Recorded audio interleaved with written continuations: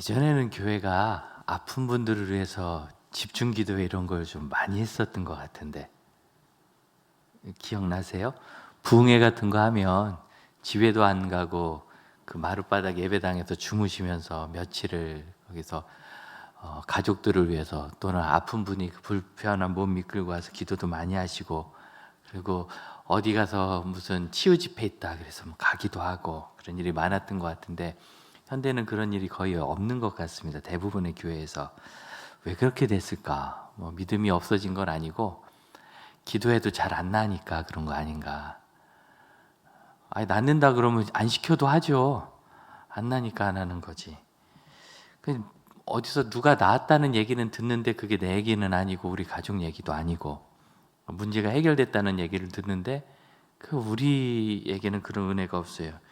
내 질병이 치유되고 문제가 해결되는 은총이 나에게 임하지 않으니까. 그래서 하다 보면 속상한 거예요. 내가 기도가 부족해서 그렇구나. 또 목사들이 기도가 부족하다 이런 얘기를 또 많이 해놔서 뭐 만족하는 기도는 또 얼만큼이야. 또 내가 기도하는 방법이 틀렸나, 내가 기도를 잘 몰라서 그런가, 어떻게 기도하면 하나님이 들으실까 관심이 많아요. 근데 여러분, 기도에 대해서 제일 중요한 교훈은 기도는 하나님과 대화하는 거잖아요. 남이고 못 믿을 사람이고 또는 무서운 상급자면 모를까, 그러지 않고 신뢰할 만하고 좋은 분이고 더구나 가족이라면, 부모 자녀 간에 어떻게 말 잘하는 요령이 따로 있나요? 부모 자녀 간에 두 분 다 좋은 분이라면 서로 사랑하고 존중하고 진실되게 얘기하면 그게 제일 좋은 대화 아닌가요?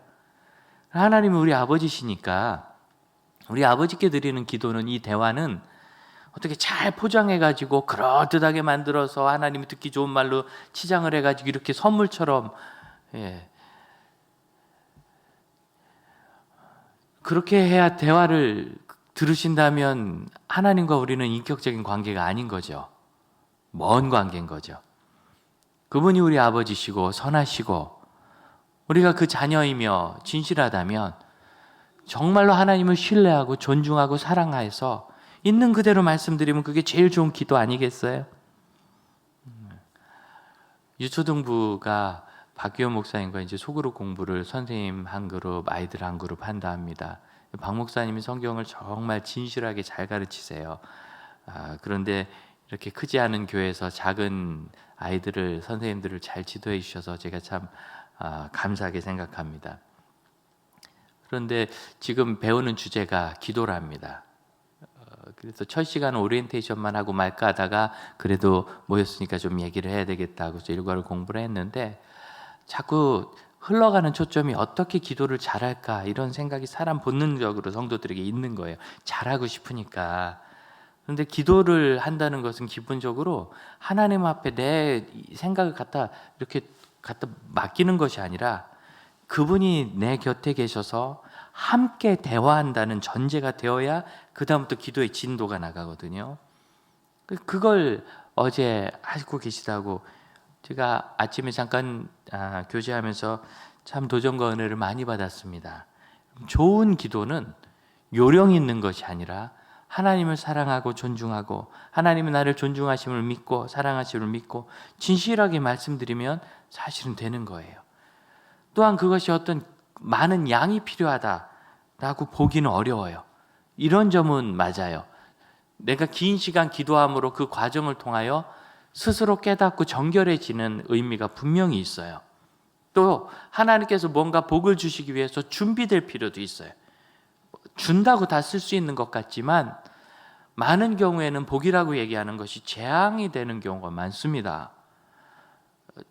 최소한 대한민국 대통령이 되는 것은 재앙이라는 것이 최근 몇 년 동안 증명이 됐어요. 일단 감옥은 기본으로 가시고 목숨을 끊기도 하고 미움 많이 받고, 그럼 한 나라의 대통령이 되는 걸 누가 재앙이라고 하겠어요? 복이라고 안 하겠습니까?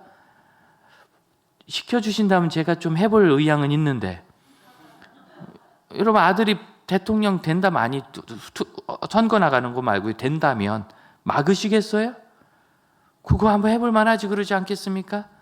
그런데 그것이 잘 준비되지 않아서 하니까 지금 몇 대예요. 계속 감옥 가고 사형 선고 뭐 둘이나 받고. 여러분, 전직 대통령 사형 선고 내리는 대한민국 진짜 괜찮은 나라예요.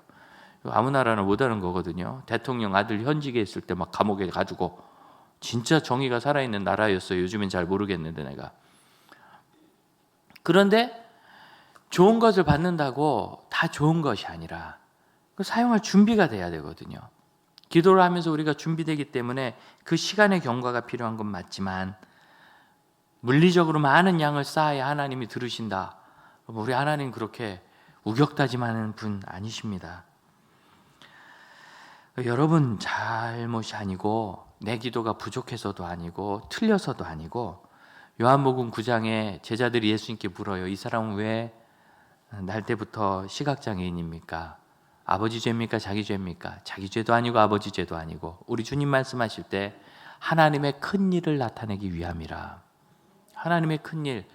그 사람은 그때 눈을 떴습니다. 그래서 복음이 전파되는 그 시기에 하나님이 참 하나님이시고 이분이 하나님의 큰 종, 적어도 선지자요 그리고 아들이심을 증거했지요. 큰 일이 드러났습니다.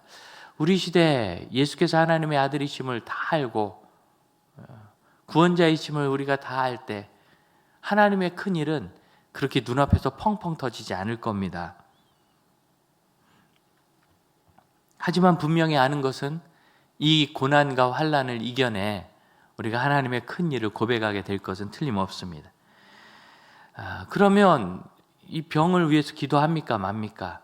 그럼에도 불구하고 우리 주님께서는 야고보 사도를 통하여 말씀하시기를, 너희가 병들면 교회 장로를 청에다가 기름을 바르고 의학적 치료도 하면서 기도하라, 이렇게 말씀하세요. 여기서 장로는 지금 얘기하는 장로님들이 아니라 그때 전임 사역자들, 목회자들을 말해요. 신약 성경에 있는 장로직은 그렇거든요. 집사직도 그렇고 목회자들. 그런데 이제 이 성경의 진리가 밝혀지면서 우리 모두가 성속의 구분 없이 누구든지 예수 믿으며 하나님의 자녀요 주의 길을 따르기 원하면 그리스도의 제자니, 여러분 누구든지 믿음을 분명히 하나님 앞에 두는 우리 믿음의 가족들, 성도들과 함께 환호를 해서 기도하는 것은 해도 되는 것도 아니고 해야 하는 겁니다. 야고보 사도를 통해서 주께서 그렇게 명령하셨기 때문이에요. 그때 분명히 믿음의 기도를 드려야 되는 것은 맞는데, 그 믿음의 기도, 특히 아픈 이를 위한 믿음의 기도, 큰 인생의 난관에 대한 믿음의 기도는 무엇인가? 수넴 여인의 이야기를 통해서 우리가 배울 수 있다 생각합니다. 수넴 여인은 이름도 나오지 않은 수넴이란 도시에 사는 여인이었습니다. 서울을 기준으로 한다면 이 위치가 이스라엘의 불광동, 홍은동 이쯤 지역에 사는 그런 여인이에요. 이름도 나오지 않은 이 여인이 성경에 등장하게 된 건 엘리사와의 인연 때문입니다. 엘리사가 사역을 다니면서 수넴 지방을 수시로 지나갔는데 정기적으로 지나가는 것을 알고 이 여인이 엘리사를 자기 집으로 청해서 음식을 드시도록 그렇게 간권했습니다.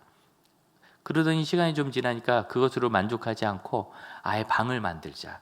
성경을 보니까 방을 담 위에 만들었다. 작은 방을 담 위에 만들었다. 10절에 적는데 어떻게 방을 담 위에 만드나? 우리는 지금 뭐 2층, 3층, 10층, 20층 막 짓잖아요. 땅이 비싸니까. 그런데 땅이 싼 나라에 가면 위층으로 안 올려요. 예, 건축비만 비싸지. 그냥 바닥에 지으면 되는데. 이때는 위에로 짓는 기술이 이게 3,000년 전 얘기입니다. 지금보다. 그렇게 없을 때인데 이스라엘 사람들, 히브리인들은 기도할 때 옥상에서 기도했어요. 하늘로 가까울수록 더 경건하다고 믿었기 때문이에요. 간절함의 표현이죠.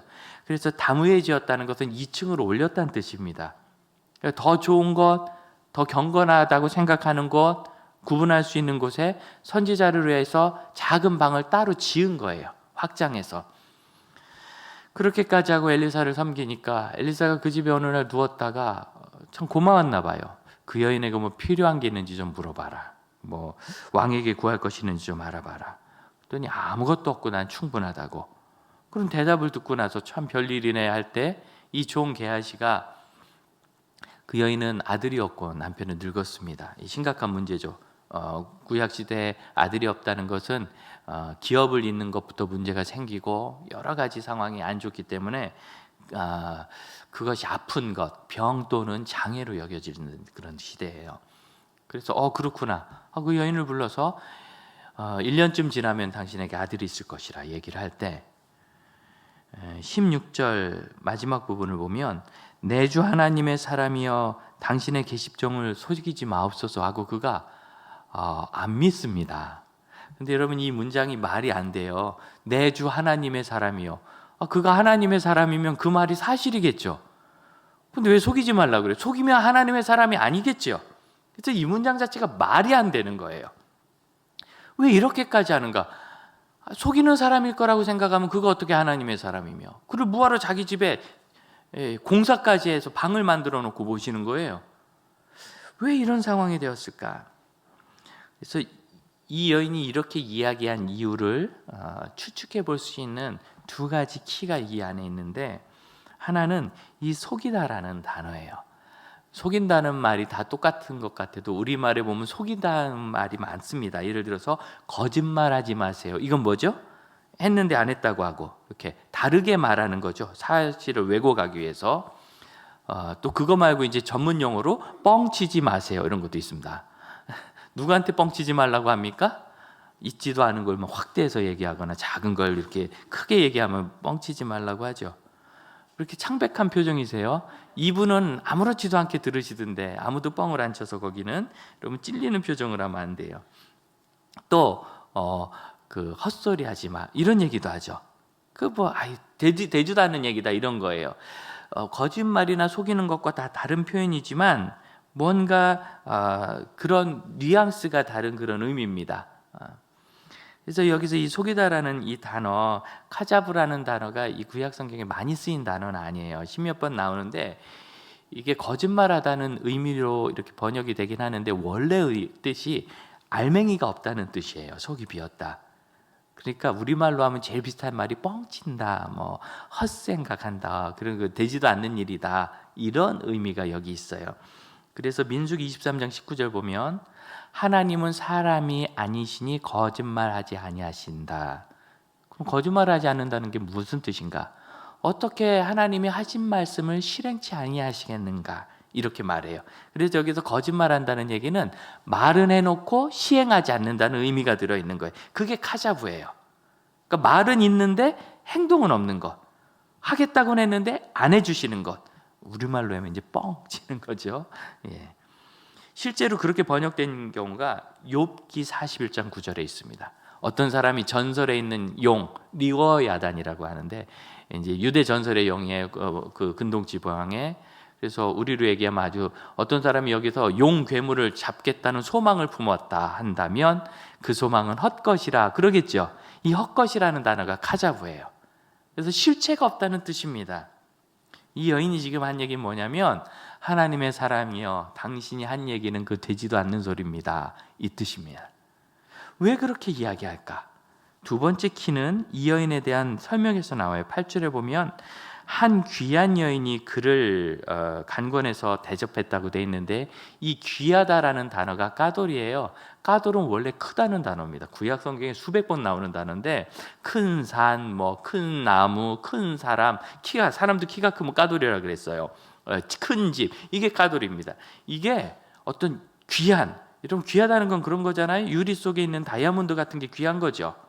특별한 그 본질적으로 다른 거. 인삼들이 많아도 좋은데 그 중에 산삼이 있으면 그건 귀하죠. 그래서 귀하다는 의미로는 까돌이 쓰인 적이 없어요. 구약 성경에 이 까돌을 귀하다로 번역한 케이스가 두세 번 됩니다. 근데 사실은 그게 영향력 있고 강하고 크다는 의미예요. 예를 들어서 귀한 왕족, 그러면 그것은 왕족이라서 그 신분이 귀하다는 의미보다는 왕족의 큰 영향력에 대한 이야기입니다. 그러니까 이 귀한 여인은 사실은 원어대로 하면 어떤 큰 여인이 이렇게 되는 거예요. 근데 여자가 크다 그러니까 키다 크다는 뜻인가? 그래서 어느 주석가는 이것을 크다라는 뜻이다, 이렇게 키 큰 여자다, 이런 여기 있어요. 키 큰 여자, 작은 여자가 굳이 성경에 왜 나오겠어요? 그건 아니고 이 여인이 상당히 영향력이 있고 힘이 있는 여인이다. 이 본문 구조가 그걸 보여주는데 굉장히 깁니다. 뒷장까지 넘어가거든요. 이 이야기가 결국 이렇게 태어났던 아이가 자라다가 갑자기 소년일 때, 어린아이일 때 죽는데 엘리사를 청해서 기도하고 이 아이가 다시 살아나는 데까지 나가요. 여기서 안 끝나고 이것이 열왕기하 8장에 다시 한번 이 여인의 이야기가 나옵니다. 그만큼 긴 본문인데 그 속에서 이 남자는 딱 2번밖에 안 나와요. 남편은. 이 8절을 보면 희한한 게, 한 귀한 여인이 그를 간과하여 음식을 먹이러 그 집으로 초청해서 그 집으로 들어갔다. 그런데 이 여자 집이란 뜻이죠. 구약성경, 신약성경에서 여자 집이라고 얘기했을 때는요, 남편이 죽거나 없을 때뿐이에요. 남편이 있으면 여자 집이라고 안 합니다. 남편 집이라고 하지. 굉장히 특별한 표현인데, 이 긴 본문에 이 남자는 언제 나오냐? 남편에게 의논해서 집을 좀 확장 공사하지 할 때, 남편이 하자고 찬성했는지 모르겠어요. 그 얘기할 때 한번 나오고, 2번째로 이 아이가 태어났다가 아프다고 그래요. 그러니까 아빠가 이 아이를 엄마한테 보낼 때 그때 나와요. 그리고 이 아이가 엄마 품 안에서 몇 시간 만에 죽으니까 이 여인이 내가 선지자 좀 만나러 갔다. 그랬더니 남편이 말립니다. 오늘은 안식일도 아니고 월사 첫날도 아닌데 왜 선지자를 만나러 가느냐 할 때 한 번 나와요. 그래서 딱 2번밖에 안 나와요. 꼭 여러분 같죠? 아무 존재감 없는 남편이에요. 그래서 우리 남자들이 유일한 이 존재감이 리모컨인데 요새 이것도 뺏겼다고 그래요. 리모컨을 뺏기면 이제 아무런 존재감이 없어요. 아마 이 집에 꽤 부잣집 같은데 묘사가 이 분은 이 여인이 이뤘을 확률이 높아요. 아마 장사를 했거나 그 집안이 뭔가 사업을 일으키거나 해서 그 집안이 잘 되도록, 마치 잠언에 있는 어떤 지혜로운 여인처럼 집안 살림을 잘하는 그런 여인은 세상에 없는데 어쨌든 그렇다 그러대. 그렇게 하는 여자, 아주 영향력 있고, 심지어 이 집을 확장 공사하는 것도 여성이 주도하고 있어요. 저기 8장에 가면 한 번 더 수냄 여인 얘기가 나오는데 거긴 남자 얘기는 아예 나오지도 않아요. 남편 얘기는. 희한하죠. 다시 말하면 이 여인은 지금까지 모든 것을 다 성공시킨 여자예요. 집안도 일으키고 남편도 잘 세우고 집도 짓고, 그 다음에 보통 선지자입니까? 엘리사입니다. 엘리야 엘리사의 그 엘리사예요. 우린 본 적도 없는 엘리사를 자기 집으로 모셔다가 밥 식사 정도가 아니라 그냥 아예 재워. 그러면서 이야, 정말 대단한 분이. 생활이나 가정이나 영적으로나 딱 하나 안 된 게 있어요. 아들을 못 낳네. 그게 뭐 인력으로 됩니까? 해도 안 된 것. 그러면 이 여인이 이 정도 되는 큰 영향력 있고 권세 있는 여자가 아들을 낳으려고 얼마나 노력했을까요? 여러분 생각해 보세요. 아마 이거 먹으면 된다는 거 다 드셨을 거고, 어디가 뭐 괜찮다는데 다 가서 기도했을 거고, 예물도 엄청 바쳤을 거예요. 하나님과 그냥 서원도 많이 했을 거예요. 아들만 주시면 만나처럼. 근데 해도 안 되고 결국 남편은 나이 많고, 남편만 많겠습니까? 자기도 많겠지 뭐. 그래 이제 다 끝난 거예요. 소망이 끝나버렸어요. 그러더니 갑자기 엘리사 선지자가 1년 뒤에 아들을 낳을 것이라. 선지자님이 됐어요. 그건 안 되는 일이에요. 저 목회하면서 이런 얘기 많이 듣습니다. 권사님 이런 거 아유 목사님 그거 안 되더라고요. 안 되더라고요. 우리 이런 거 많죠. 예, 그 남편은 정말 안 되더라고요. 그렇게 기도해도 우리 부모님 안 되더라고요. 우리 아이 그렇게 기도해도 안 돼. 애를 위해서 기도하면 하나님 들으신다고 그래서 그렇구나 하고 와서 또 기도했는데, 그럼 기도할 땐 뜨겁고 간절하고 뭐가 된 것 같은데 아무것도 안 돼. 그럼 또 그만뒀다가 또 이 집을 안 하면 또 어디서 강의를 듣고 막 또 은혜를 받아가지고 또 기도하고 막 애 또 잘해주다가 한 2, 3일 하다가 또 막 애가 발칵 뒤집히면 또 안 돼. 그러다가 또 뭐 하다 안 돼. 이렇게 해서 수십 년 지나가면 마음이 다치는 거죠. 여러분 여기서 마음이 다친 거예요. 이 여인이. 모든 것을 성공했지만 유일하게 실패한 그 한 번의 사건이 그 여인의 마음을 닫았습니다. 그런데 여러분 거기서 마음을 닫으면 안 돼요. 그걸 열어두는 것이 믿음이에요. 사실 이 본문 자체가 마음을 열어야 된다는 이야기라는 스토리의 모음집 안에 있습니다. 무슨 소리냐면 4장 1절을 보면 한 선지자 생도가 있는데, 이제 목회자 후보생이죠. 우리로 얘기하면 그 사람이 빚은 많이 주고 신학교 가려고 돈이 많이 들어갔나, 그리고 갑자기 죽었어요. 아들과 함께 아내가 미망인이 됐는데 엘리사에게 와가지고 내가 이랬는데 체주가 아이를 잡아다 판다고 합니다. 어떡합니까? 엘리사가 너무 불쌍하잖아요. 자기 제자 선지자 생도가 죽었는데. 그래, 당신이 있는 게 뭐요? 기름 한 그릇이 있습니다. 그러면 이웃집의 모든 집을 다녀서, 어떻게 모두를 다닐까요? 모든 집에 가서 그릇을 빌려요. 많이 빌려요. 아주 많이 빌려요. 갔다가 그 그릇들의 기름을 따라서 다 옮기세요. 이게 말이 돼요? 그릇에 기름이 한 그릇인데 나머지 빈 그릇을 빌려다 다 부라. 여러분, 이 당시에 그릇이 재산입니다. 질그릇을 구워서 사고 팔고 막 이런 거, 이게 지금 3,000년 전 얘기라니까요. 우리나라 300년 400년 전에 있던 이조시대 백자가 지금 막 어떤지 아시죠? 그 백자를 보면은 쌈직하게 생겼어요. 그래서 서민의 미 이렇게 얘기하는 거잖아요. 그땐 유약 기술, 이거 터지지 않게 굽는 기술, 이런 게 대단했기 때문에 3,000년 전에 이 그릇은요, 질그릇은 대단한 무역품이었습니다.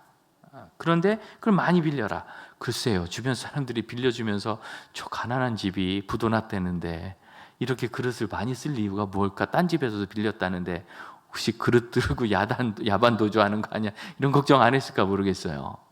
근데 그걸 잔뜩 빌려다가 기름을 부었더니, 아니 한 그릇 기름이 있다는데 그걸 왜 빌려다 부어요? 여러분, 이랬으면 아무 일도 안 생기는 거예요. 정말 그릇이 다칠 때까지, 더 이상 그릇이 없을 때까지 기름이 나서 얼마나 그 기름이 많았는지 그걸 팔아서 빚 갚고 나머지 가지고 아들하고 사시오. 얼마나 기름이 많이 났으면. 4장 38절 이하에 보면 가뭄이 든 이야기가 나옵니다. 길갈에 가뭄이 들어서 이 흉년이 열왕기하 8장에서 다시 나오는데요. 이 흉년식에 엘리사가 그 선지 학교 생도들하고 있는데 먹을 게 없으니까 신학생들이 제일 어려웠겠죠. 그들이 이제 채소를 구해다가 국을 끓였어요. 근데 그날 그 담당 당번이 맛을 본 모양인데 어쨌든지 독이 들어있어서 이거 먹으면 죽는다. 사망의 독이라. 엘리사가 뭐라고 얘기하느냐면 41절, 가루를 가져다가 숯에 던지고 퍼다 무리에게 죽게 먹어라. 그래서 독이 없어졌다. 근데 잘 보세요. 가루를 가져다가 솥에 던지고 독이 없어졌나 확인하고 퍼다 주어라. 이게 맞는 거죠. 여러분 같으면 어떡하겠어요? 여러분이 식사 당번인 거예요. 오늘 권사님께 좀 여쭤봐야 되겠는데, 간을 먼저 보셨는지. 넣고 그냥 무조건 퍼다 주라고 하겠어요? 사실은 모르겠어요. 하지만 성경은 기록해 주신 게 중요하거든요. 우리가 그 뜻을 읽어야 되니까 적어도 성경은 가루에 넣고 그냥 갖다 퍼다 주라고 말씀하신 거예요. 이 믿음이 없으면 못하는 겁니다. 42절 이하에 보면 이번엔 누가 보리떡 20개가 많은 게 아니라 한 아이가 도시락을 가졌는데 보리떡 5개, 물고기 2마리였죠. 도시락 4개 분량밖에 안 되는 거예요. 그거하고 채소 한 자루를 가졌는데 선지 생도가 100명이 넘습니다. 다 요리해서 나눠주어라. 당연히 말도 안 되죠. 43절, 100명에게 이걸 어떻게 줍니까? 엘리사의 말이 먹고 남으리라. 그럼 나눠주면 남는 거고, 그게 어떻게 돼? 그러면 안 일어나는 거예요. 아무 기적도. 마음이 다치면 하나님의 역사를 만나질 못해요. 5장에 있는 나아만의 얘기는 유명하죠. 이방나라 아람 장군 나아만이 나병이 들었는데 이스라엘에 신통한 선지자가 있대요. 그래서 왔더니 이 선지자가 자기를 만나주지도 않고 문 밖에 세워놓고 종을 보내서 가서 요단강에 몸을 7번 씻어라. 이야, 강물에 씻을 거면 벌써 낫다. 다메섹 강이 얼마나 좋은데, 우리 강이 큰데, 더 깨끗한데. 그리고 그냥 돌아가려고 해요. 5장 13절, 같이 있던 사람들이 뭐라고 하느냐면, 선지자가 더 큰 일, 이게 까돌입니다. 더 큰 일을 요구했으면 안 했겠습니까? 예를 들어서 어마어마한 예물을 가져오라든지, 저 산의 흙을 다 파서 저리 옮기라든지, 길을 닦아내라든지, 이런 거 시켰으면 안 했겠습니까? 재물을 수천 마리를 바치라든지 이러면 안 했겠습니까? 아니, 목욕만 하면 된다는데 그걸 왜 안 해요? 여러분 아세요? 마음이 다쳐서 못하는 일은 못하는 일이 아니라 안 하는 일입니다. 내가 안 하기로 해서 못하는 일입니다. 저는 이런 게 많이 듣습니다. 아니에요. 옛날에 해봤는데 안 돼요. 해봤는데 안 돼요. 자, 지금 뭔 경험이 그렇게 많은지 다 해봤대. 다 안 됐대. 마음이 다치는 것을 두려워하셔야 돼요. 마음이 다치면 그 다음부터 하나님의 일을 만나지 못해요. 6장 24절 이하에는 더 놀라운 일인데, 사마리아 성읍을 아람 군대가 들어와서 포위를 했어요. 시간이 길어지니까 먹을 게 떨어져 가지고 사람들이 굶주려서 자녀들을 잡아먹기 시작했습니다. 끔찍한 일이죠. 이 일을 가지고 다들 막 통분할 때 엘리사가 말합니다.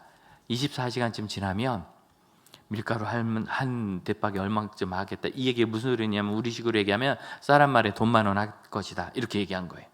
그 이야기를 듣고 7장 2절입니다. 한 장관이 하나님의 사람 엘리사에게 와서 하늘에 창을 낸들 이런 일이 있겠습니까? 그런데 엘리사가 네가 그걸 보게 날 때 너는 먹지 못하고 죽을 것이다.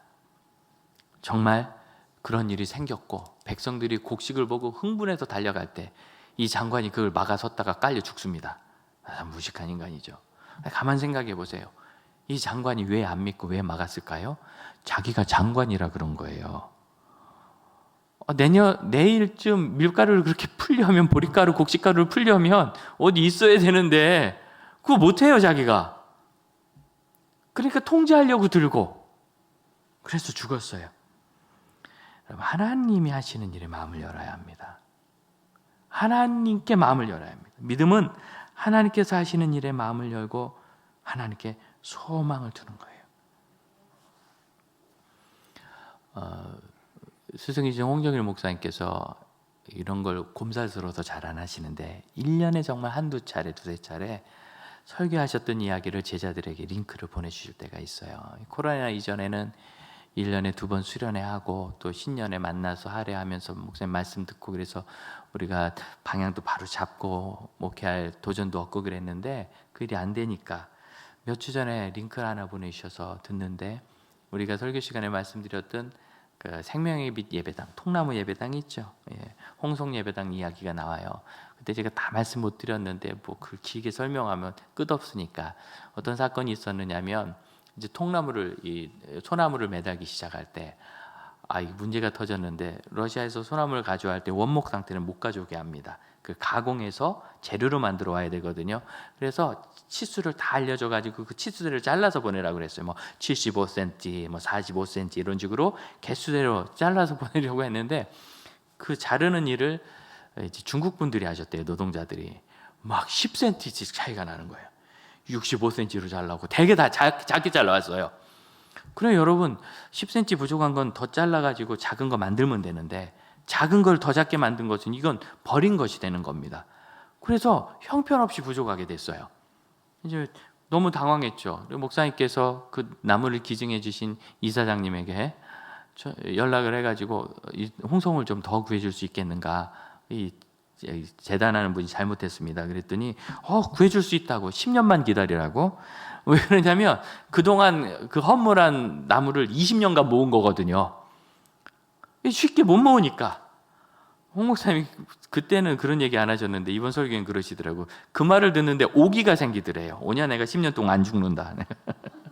그래서 내가 틀림없이 살아 더 버틸 테니까 어쨌든 구해보라고. 이런 그 말이 10년이죠.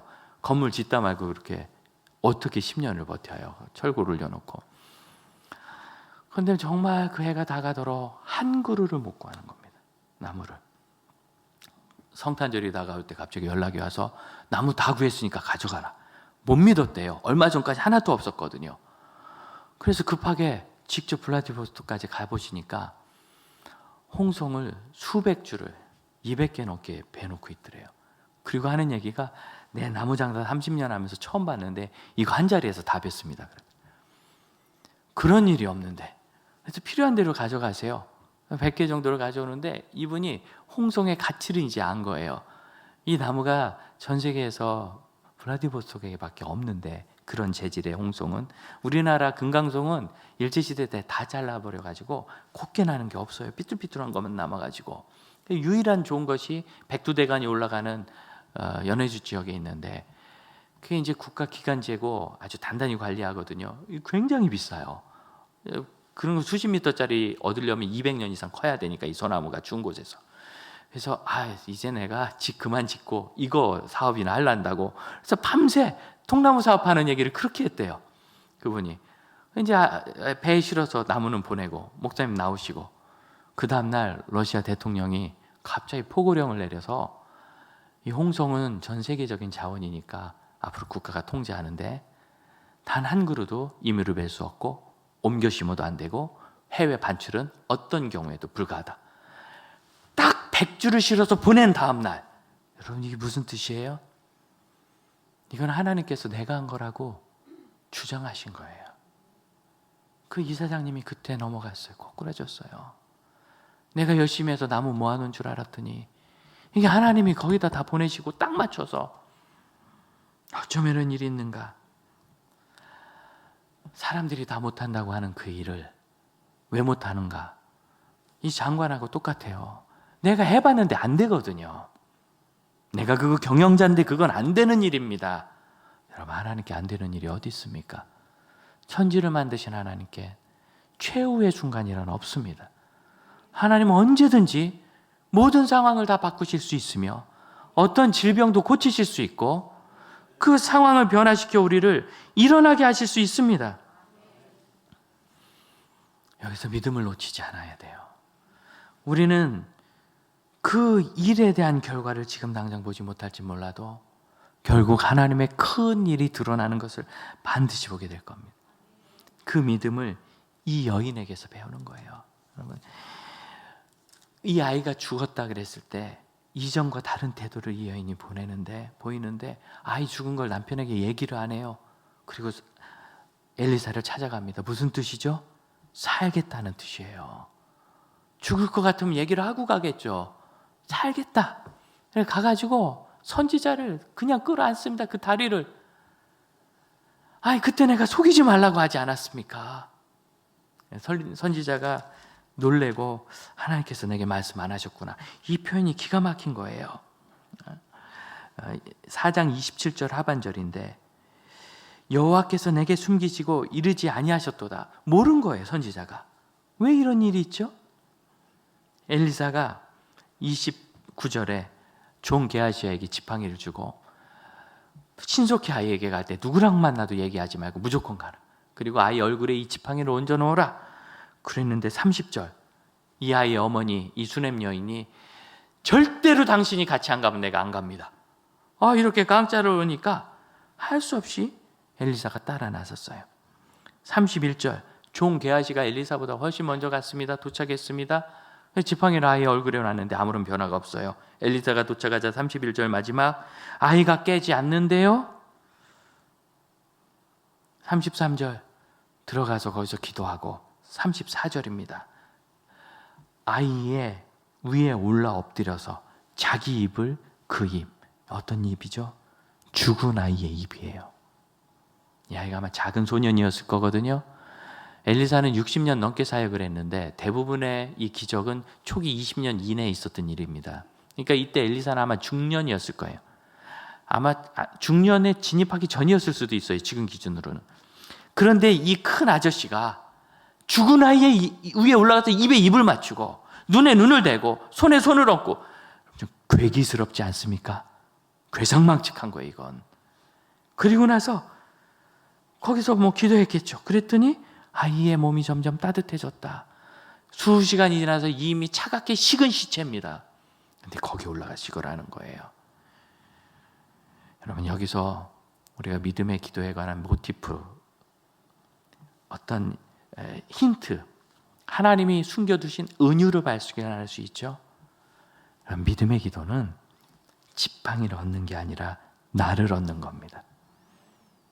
말을 갖다 드리는 게 아니라 나를 바치는 겁니다. 우리가 하는 기도라는 게 그래요.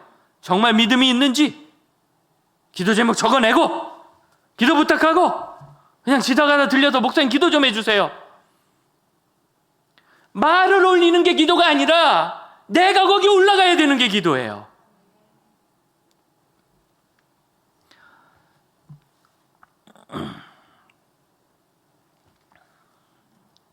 여러분, 다른 어떤 것으로 하나님께 기도하는 걸 대신하려 하지 마세요. 나를 바치는 것 외에는 아무것도 없습니다. 다른 어떤 사람도 아닙니다. 믿음 좋다는 우리 엄마 권사님도 아니고 여기 있는 이 목사도 아니고요. 나를 갖다 바쳐야 돼요. 하나님 원하시는 게 그거예요. 지금 이 본문을 가만히 보면은 여기서 변화된 사람은 엘리사 한 사람이에요. 이 부인은 이미 아이가 태어났을 때 마음이 열리고 믿음의 길이 열린 겁니다. 그렇죠? 그 아이가 죽으니까 즉시 자기의 믿음대로 행동을 하기 시작했어요. 사실은 이 부인에게는 이 아이가 죽었다 살아난 일이 어떤 변화도 아니에요. 뭐 감격은 했겠죠. 큰 힘은 됐겠죠. 그러나 그것 때문에 믿음이 더 성장한 건 아니에요. 변한 사람은 엘리사예요. 첫째, 하나님이 나에게 안 말하셨네. 둘째, 지팡이 갖다 얹어놓으면 돼. 그런데 그게 다 아닌 거예요. 결국 엘리사가 나를 바쳐야 되는 선지자로 거듭난 거죠. 변화는 오직 엘리사에게 있는 겁니다. 이 사건은 엘리사에게 필요한 거예요. 여러분께 필요한 거예요. 저와 여러분에게. 우리의 기도가 지팡이 하나 얹고 말 하나 던지고 부탁 한번 하고 적어내고 시간 오라는데 오고 그건 시간 채우고 뭐 어떻게 하는지 모르겠어요. 답답해만 하고. 그게 아니라 하나님을 구해야 합니다. 기도에 대한 구약의 단어가 여러 가지 있는데 뭐 외치다는 것도 있고 부르짖다는 것도 있고 말씀드리다는 것도 있어요. 간구하다는 것도 있고. 근데 저는 향을 피운다는 단어를 참 좋아합니다. 아타르라는 이 단어 원래 향을 피우는 걸 의미하거든요. 근데 이걸 기도하는 것으로 설명을 해요. 여러분, 기도가 뭡니까? 향을 피우는 겁니다. 향을 어떻게 피우죠? 내 몸에 불을 질러 나를 태워 없애는 게 향을 피우는 거예요. 예수 십자가 죽으신 그 십자가에 나를 얹고 같이 못 박고 내가 사라지고 주님 부활하실 때 내가 다시 부활하여 세상에 없는 것, 하늘에 있는 것으로 다시 태어나는 것. 여러분, 이게 향이 타는 거고 이게 기도입니다. 우리가 불살라지는 것. 나는 아무런 희생도 없고 말 몇 마디 얹고 기도라고 생각해요, 여러분. 나는 하나님 앞에 아무것도 바쳐지지 않고 쏟아지지 않고 드려지지 않고 시간 좀 들인 걸 기도라고 봐요.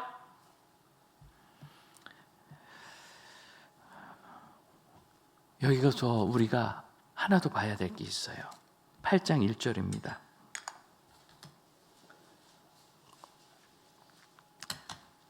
그 4장 38절 이하에 있었던 기근이 있을 때 그 일이 있기 전에 엘리사가 이 수넴 여인에게 말합니다. 7년 동안 기근이 생긴다고 여호와께서 말씀하셨으니 이 땅을 떠나 살 수 있는 곳으로 가라. 그래서 이 집이 블레셋 지역으로 이동해서 7년을 잘 버텨요. 기근이 끝나고 다시 돌아와 보니까 땅을 다 가져간 거예요. 이건 보나마나 국가가 권력으로 한 겁니다. 개인이 할 수 있는 일은 아니거든요. 그 지역에 영향력 있는 사람이었을 테니까. 그래서 그 땅을 되찾아보려고 하는데 아마 지역 관리가 들지 않았을 거예요. 국가 소유니까. 결국 이 땅을 찾으려고 땅을 뺏은 최종 권한자죠. 왕에게 찾아갑니다. 그 왕이 누구냐면 여호람 왕인데 이 왕의 할아버지가 그 유명한 아합, 이세벨 부부입니다. 여러분, 아합이 왜 죽었는지 기억하세요? 이스라엘이란 곳에 멋진 포도밭이 있고 주인은 나봇입니다. 나한테 좀 팔으라 그러는데 안 팔아요. 너무너무 속상할 때 아내 이세벨이 속닥속닥 해가지고 둘이 짜서 나봇을 암살하고 그리고 그 포도원을 독차지합니다. 하나님께서 선지자를 보내 뭐라고 하시느냐면 네가 나봇을 죽인 그 땅 그 피 흘린 곳에서 너도 죽어 피를 흘릴 것이다. 정말 이스라엘 전투에서 아합이 죽었어요. 땅 뺏고 죽은 사람이에요. 그 사람이. 그 손주입니다. 땅 주겠어요? 근데 그에게 찾아갔을 때 기적과 같은 일이 있어요. 8장 4절.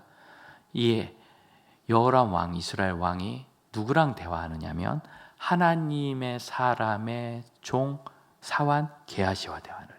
자, 지금 이 게하시를 하나님의 사람의 사환이라고 썼죠?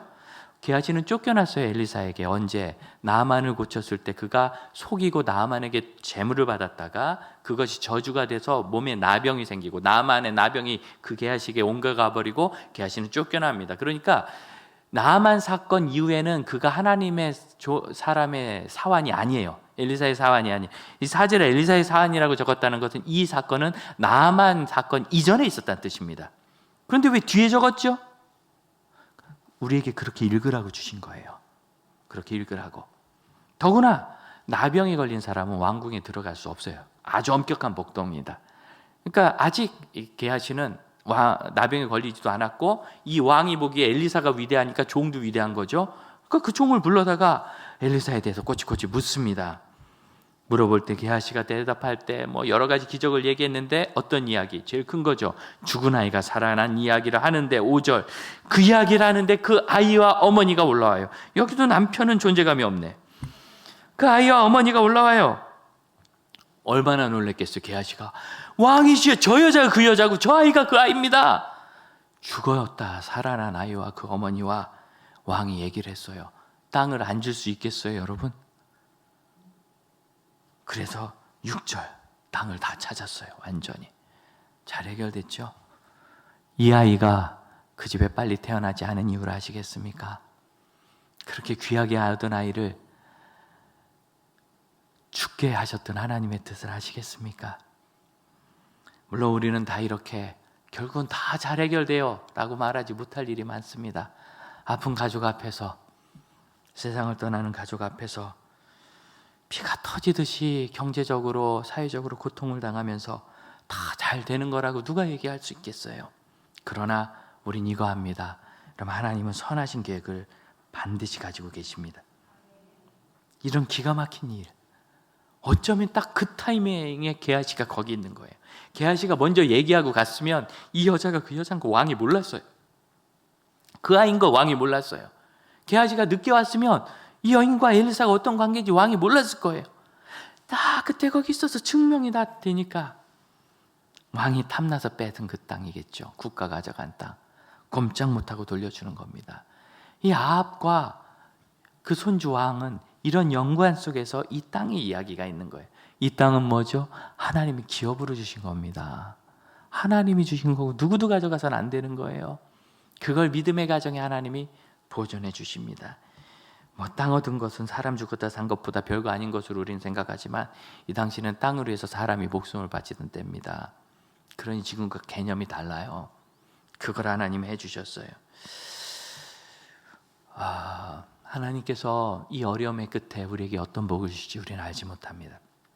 그러나 분명히 아는 거 있습니다. 이 병이 낫든 안 낫든 이 문제가 지금 잘 해결되든 어렵게 해결되든 우린 결국 믿음의 길을 가다가 하나님의 큰 일을 보게 될 것입니다. 마음을 닫지 마세요.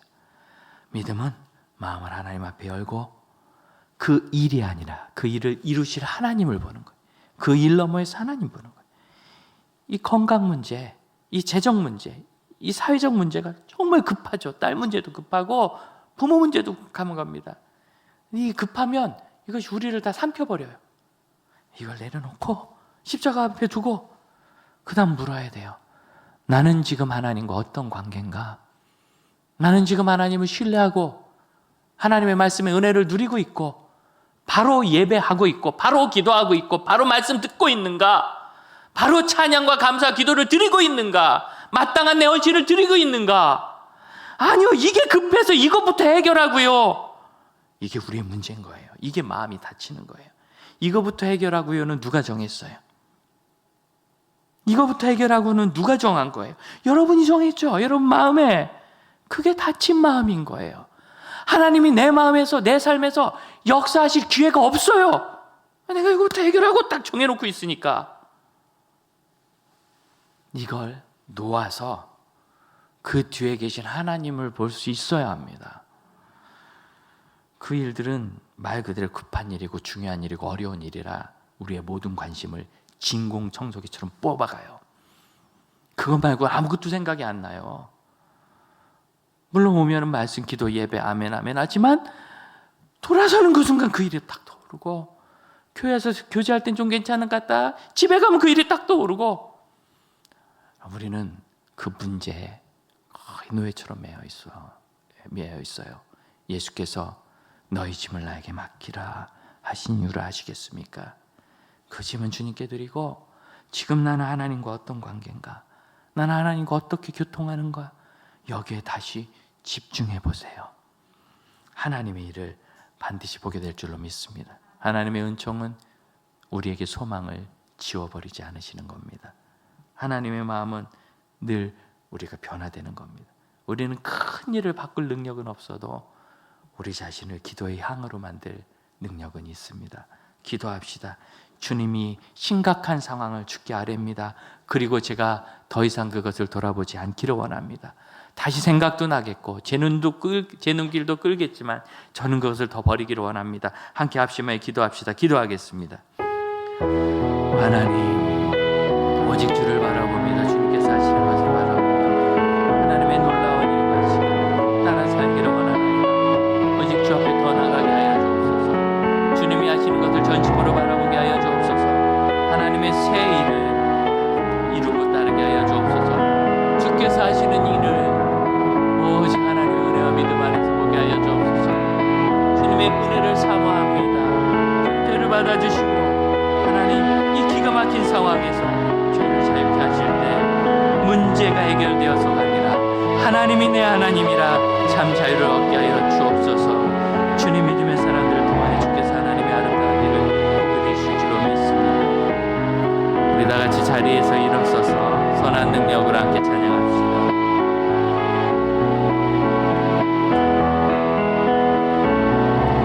지나간 허물 어둠의 날들이 무겁게 내 영혼 짓눌러도 오 주여 우릴 외면치 마시고 약속의 구원을 이루소서.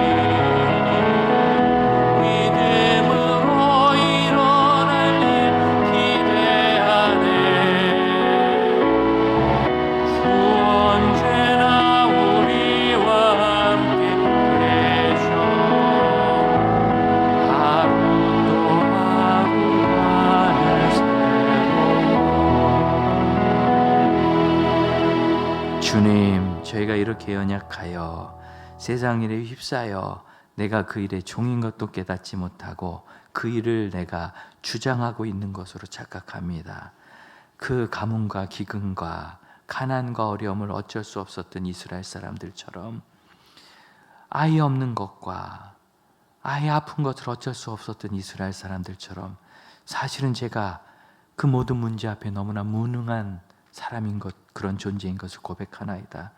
주여, 자녀들이 진실한 고백을 들으시고 겸손히 오직 하나님의 손길을 바랄 때 하나님의 나타나심, 하나님의 일하심을 경험케 하옵소서.